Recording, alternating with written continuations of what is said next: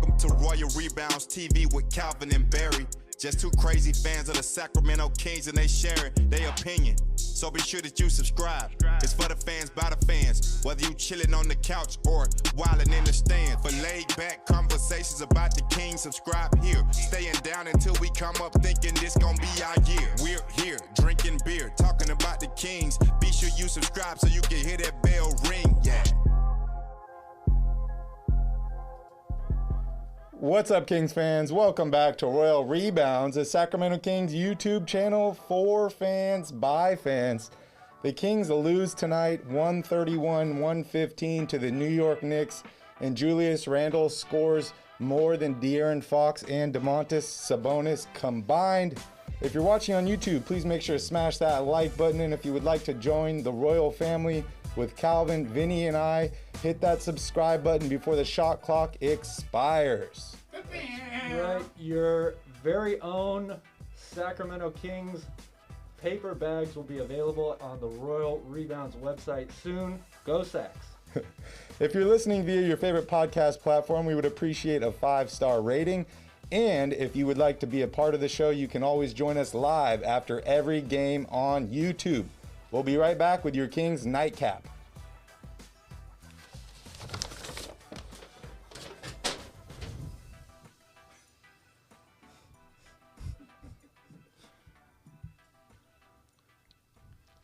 We're here, we're drinking beers, and we're talking about your Sacramento Kings. Oh, man, that was tough. I got a 15%er tonight, Barry. Yeah, I got a couple beers. You can see I've been having a good time here. That's rough, man. I've never worn a bag on my face before, and I hope to never do it again. But that's how I'm feeling right now. I don't know how anybody has to do that or does that for an entire game. Like that would have been tough. Yeah, we need to, I guess, get a better eye hole cutter guy. Get him on the payroll here, because I can only see. Pretty good for a last minute throw together there. What's up, everybody? Welcome in. What's up to everybody here in the chat? I see Mike, Bruce, Brian, Xavier, Ramon, Alex, Trevor, Felipe. Welcome, guys. Sean, welcome, everybody. Unfortunately, the Kings do lose tonight, 131-115 to the New York Knicks.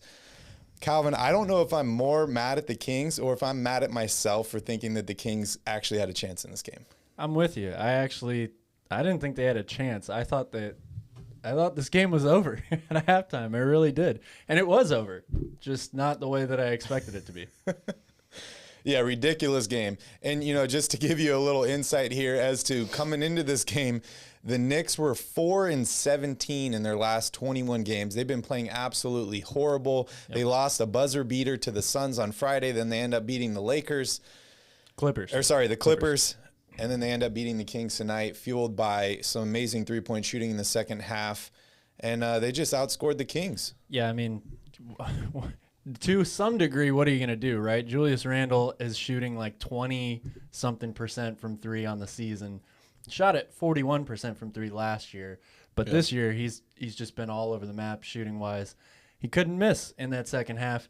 You might want to make him put the ball on the floor at some point. How many step back to the left threes did the guy take? That was his only move, and he was not contested on any of them. So just I'm at a loss for words, man. I really am. Like, the Kings absolutely had such a great game plan to start this game off. They got the ball inside to Sabonis on the low block. It's exactly what we talked about on our last show. Yep. They did it right away. They did it early and often, built a great lead, 21 free throw attempts in the first half. And then it was like they came out in the second half and it was like, okay, this is a brand new game. Like we haven't even played these guys yet. We're just going to, throw it together, and the ball movement went away. Yep. Everything good went away. And defensively, I mean, it wasn't like they were terrible, They weren't just allowing the Mavericks to get to the basket at will, but they weren't contesting any threes, and the Knicks couldn't miss. And offensive rebounds again killed them. Yeah, it was really unfortunate. I know during the game today they were talking about a moment, Julius Randle playing with Kobe Bryant when they were on the road, and Kobe stopped Julius one time, and he's like, "Hey, man, where are you going?" And he's like, "I'm going out with my friends." He's like, "No, you're not. We're going to a gym to get some shots up." And I guess that's a routine now for him. So all I want to know is who left the gym open in Sacramento, because this dude was shooting lights out in the game.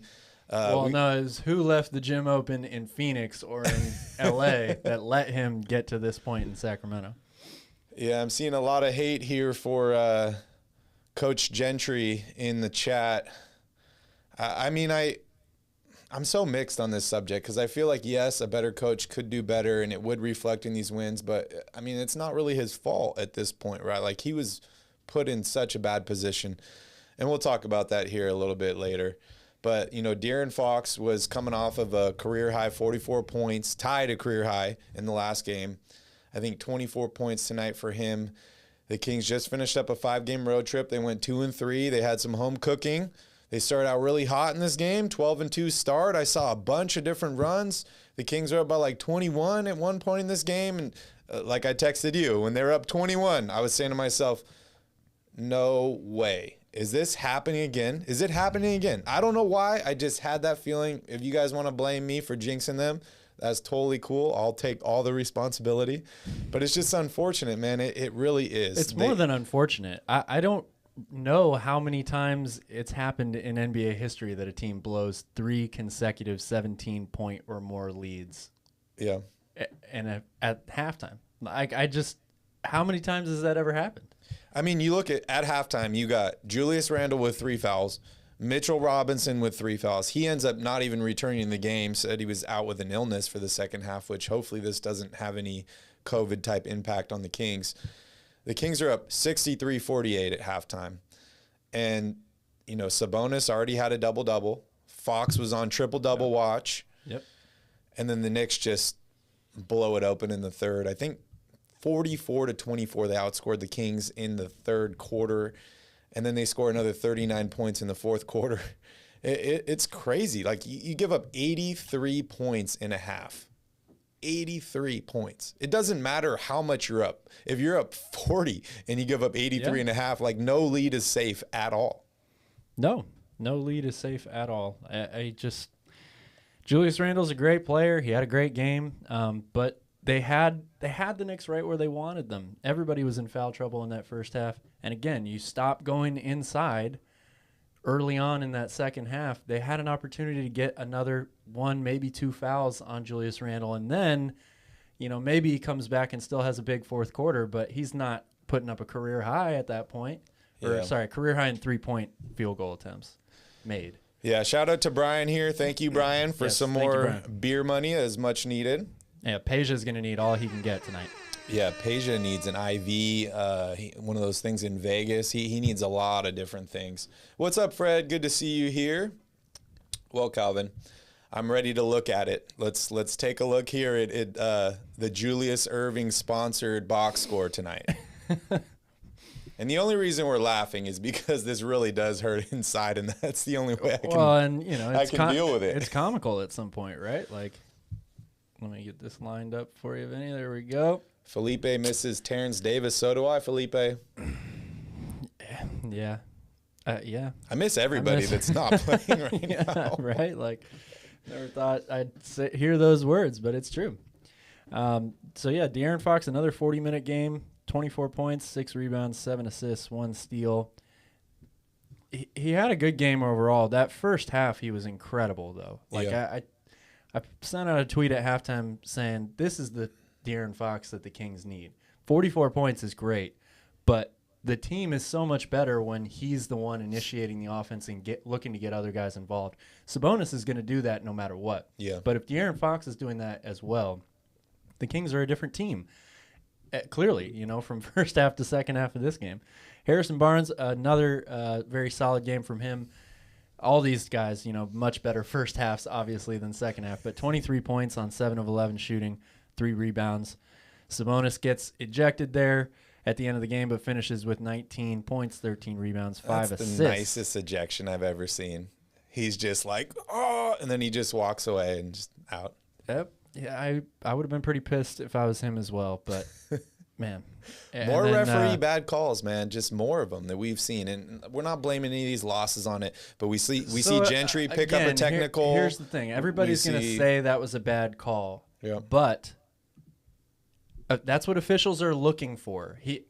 In real time, when you see someone put their hand on somebody's back as they're driving to the basket and then they fall to the ground, you can say it wasn't a foul, it wasn't enough contact, all that stuff.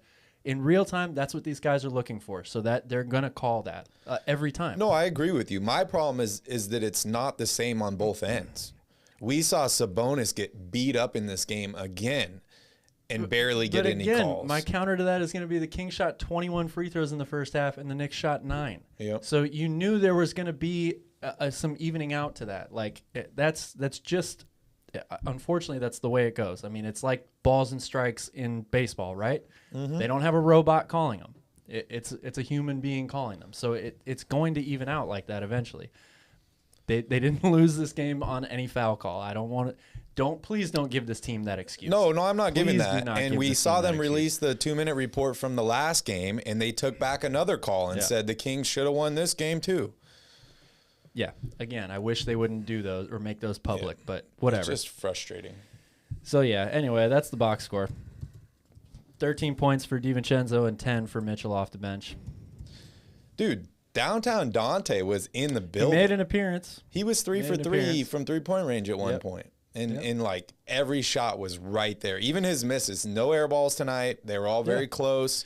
3 of 6 overall from 3. I think that's the second straight game he went 3 of 6 actually from 3. And just the rebounding for him is like so incredible, man. It really is. Like to think that this guy had a major ankle injury and he's coming back from that, and he's still got his hops and is going after all these balls and getting these rebounds. Yeah. It's big. It's big. Well, are you naming Julius as the king of the game? I mean, how could you not? I think you'd just be lying to yourself if you didn't have Julius Randle as the king of this game. RJ Barrett had an incredible game too. He did have a very good game. He's had a really solid season. He's definitely improved. We saw Cam Reddish head to the locker room with that shoulder injury that did not look good at all. Yeah, that was not a good fall. But yeah, it's crazy. It is. It's crazy. I don't even know what to say. Like, I'm stunned just looking at these stats again. Like, this is another game that the Kings they didn't deserve to win. Like, straight up, they did not deserve to win this game at all. And that's an understatement because when you lose by 16 points, at the end, you're like, oh, they weren't in this game. But they were in this game. They were in control of this game for a long time. They've got to be so just mentally broken at this point, right? Like, I mean, as soon as the Knicks, got back within single digits, you could just see it on everybody's faces. The same thing that you're saying. Oh, no, here we go again. Yeah. And from there, just the effort, everything, they're a step slower on all the rotations. Cutting off guys to the basket. Offensively, they look like they don't know how to play basketball. It's like the avalanche effect, right? Yeah. Where it's like, oh, great, here it's coming again, and then you get the nerves up, and then you don't make shots, and it just kind of compiles. They don't have a Buddy Hield to shoot them back in the game, right, Calvin? No, or continue to shoot them out of it. That's sarcasm, guys. That is sarcasm. So the thing that really trips me out, Calvin, is I'm looking here at team stats. The Knicks shot 42.9. I'm going to call that 43% from three-point range in this game. They were 4 of 19 in the first half. Yeah. 4 of 19. Yep. Wow. Yeah. So, I mean, some of that is, the Kings the Knicks just got hot, right? But it's also not rotating. It's also, Sabonis is a great player, but if he gets a matchup where he has to guard someone on the perimeter, that's a big, red alert going off for me. He just can't. He'll try. He'll give a good effort, but he's not. His foot speed isn't good enough. His lateral quickness isn't good enough, and so that's why Julius Randle had all those open looks, because he's given him space, knowing that if he gets up into his grill, he's just going to go right by him. So it's a combination of both of those things, right? It's like at some point when a guy hits 6 or 7 threes in a row, you got to make him put the ball on the floor. But at the same time, Sabonis is not the guy to get up in his grill and do that. So it's a combination of everything. Again, it's coaching. We talked about on the last show Damian Jones and Sabonis playing together, right? Mm-hmm. We saw them play together for a good amount of time today. And this is exactly why I said I didn't want to do it, because you take Sabonis and you put him away from the basket when they're on the court together. He's got to be down low. Yeah. He absolutely has to be catching the ball in the low post. It's okay to flash him to the high post every once in a while, but he's got to be an interior force for this team. Yeah, and that's basically what we've been talking about with De'Aaron Fox, right? Like, if he could make this three-point shot consistently, he could destroy teams by just make a couple threes, then they guard up on him like Sabonis should have, and then he could just blow past people and make it right to the rack. And we saw that tonight. Like you were saying, the first half of this game, this dude looked unstoppable. Like, some of these layups that he's making, the difficulty factor is incredible. I know a lot of people consider Kyrie Irving like the layup king, but I'm looking at De'Aaron Fox during some of these layups, and I'm like, wow, how is he making that? How is he in some of the passes? Did you see that little pass with English right down the middle? Beautiful pass in the first part, and I think he had a wraparound pass too, right behind the basket that was wonderful as well. But yeah, they stopped doing that all in the second half.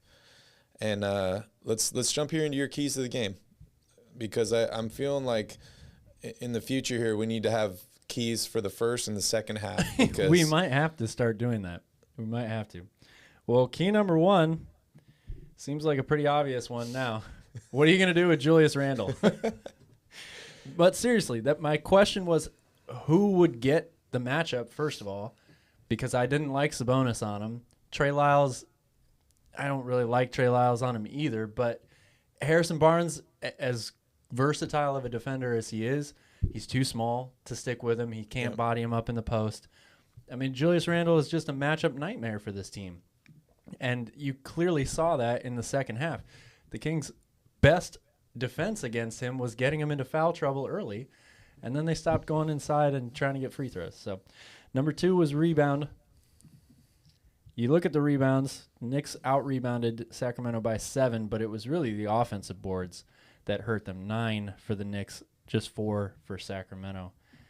And then number 3 was cut off the initial drive, which even if they did that, it didn't matter today because the Knicks were, as Mark Jones likes to say, hotter than fish grease in that second half.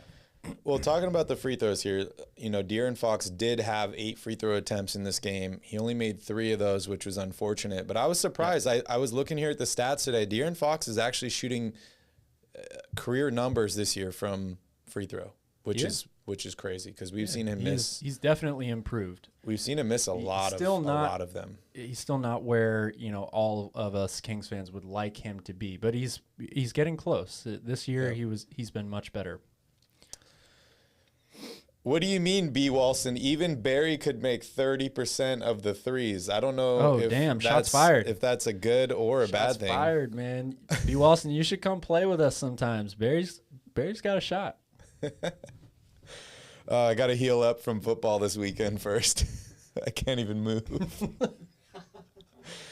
Yeah, that's right, Mike. I shoot lights out from 3. You should have known that. Remember, you were my, what was he? I'm trying to remember what grade this was in, but he was like my TA in my PE class. Yeah. And I think it was 10th grade.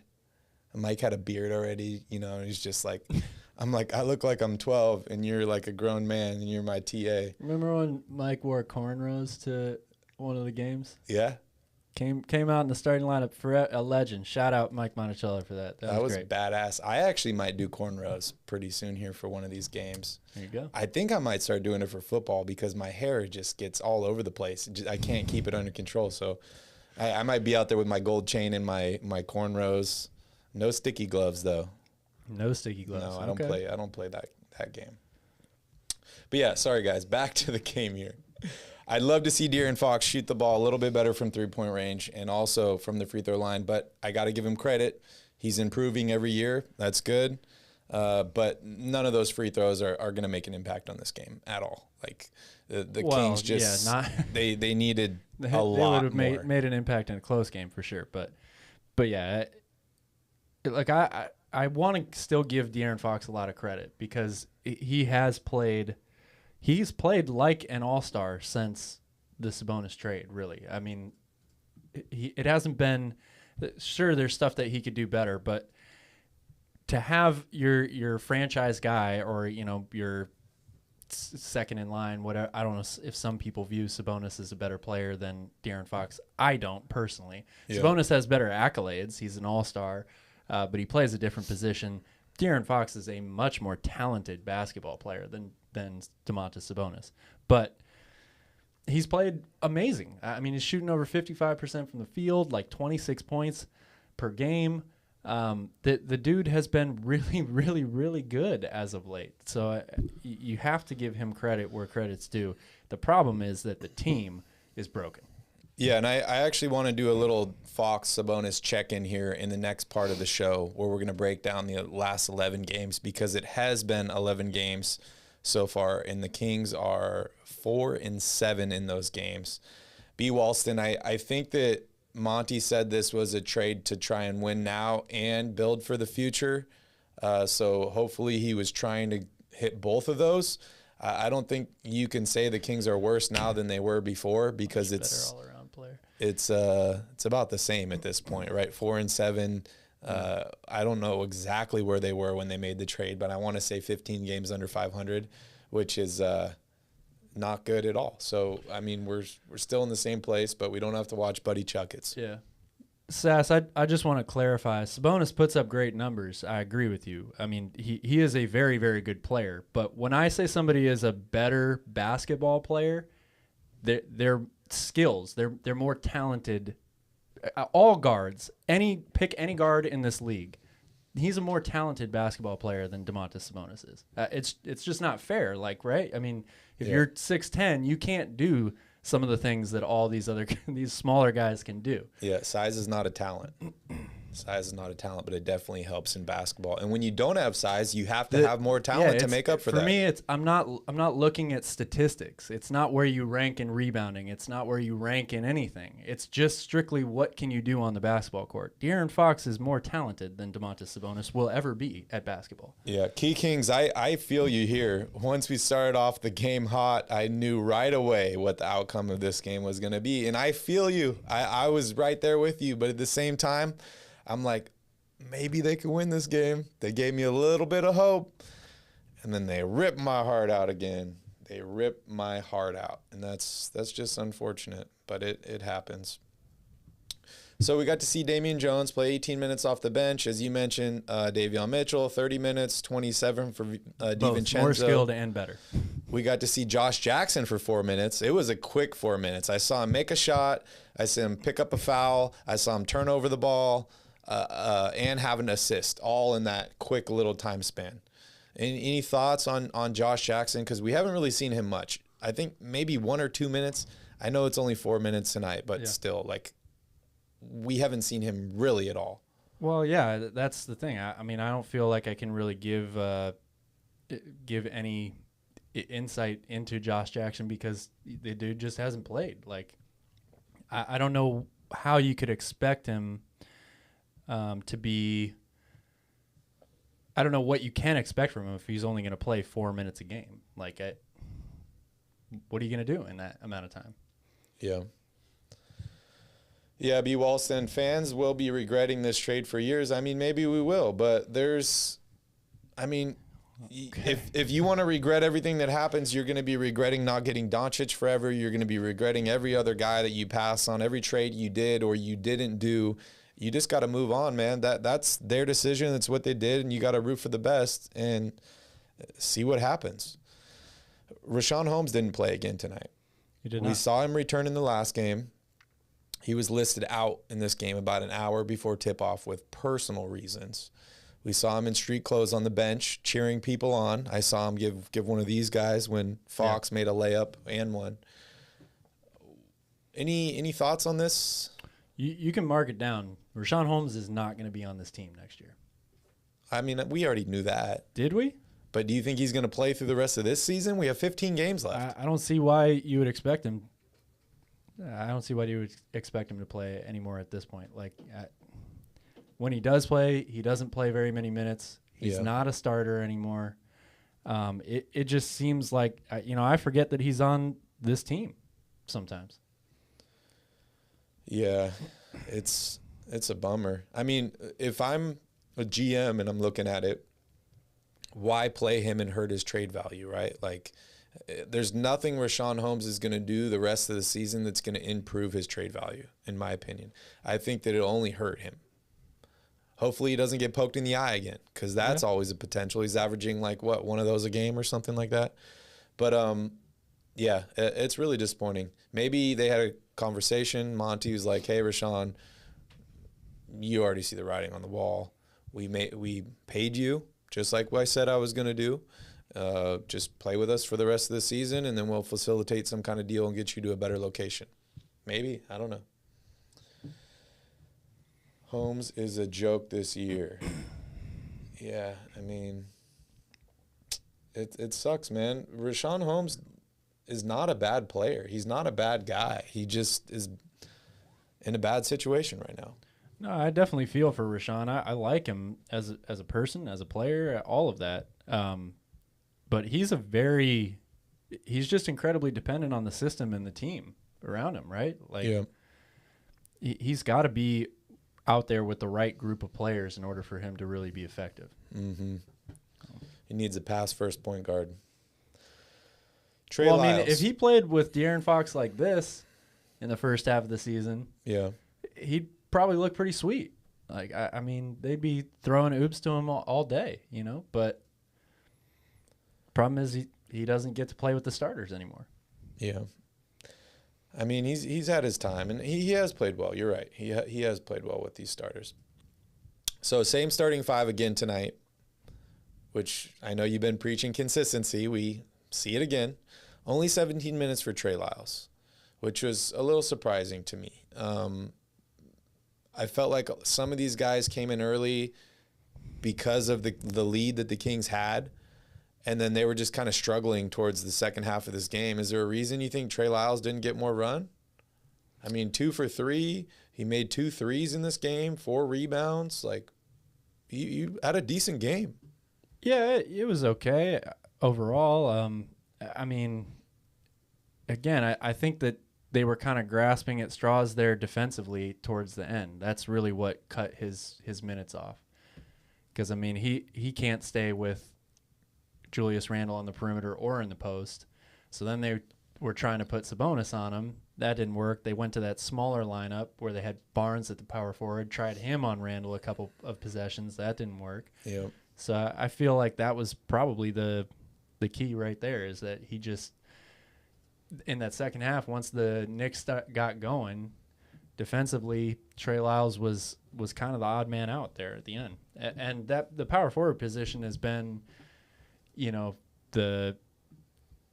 probably the shortest leash in terms of minutes on this team all season long anyway. Yeah, and a huge hole in this roster that needs to be filled this upcoming offseason. We will see how that happens. Only 11 turnovers tonight for Sacramento. I thought that was a good sign. 12 turnovers tonight. I thought that was a pretty good sign for them. But it doesn't matter when you can't defend the three and you're not rotating on defense and you get out-rebounded and Kings lose by 16. I mean, I'm trying to look for positives here, Calvin. I don't really see that many. Bless your heart if you can find a positive after blowing your third straight 17-plus point lead. It's really rare that you see two largest leads over 20, right? The Kings led by 20 and the Knicks led by 23. That right there just shows me that it's a tale of two halves. If you guys didn't watch this game, you guys are lucky, because I suffered through the entire game. And if you didn't see the beginning of the show, make sure you guys fast forward back, because we have a little treat for you at the very beginning there. Sass, I don't understand Gentry doing all the tinkering but keeping Holiday near 30 minutes while he's shooting under 30%. Yeah. You still liking Holiday? I can't really argue with that. I mean, Well, my whole thing is, who do you expect to shoot better over him? Yeah. Because if you don't start him, it's one of two people: Dante DiVincenzo and Davion Mitchell. Yep. And yeah, I mean, DiVincenzo's had better games recently, but we've seen him have just as bad shooting performances as Justin Holiday. So, I mean, what are you going to do? Holiday still gives you the length and the good perimeter defense. He's just on an unfortunate shooting slump right now. Yeah. He's on a very unfortunate shooting slump. But I, for one, would like to see some changes made.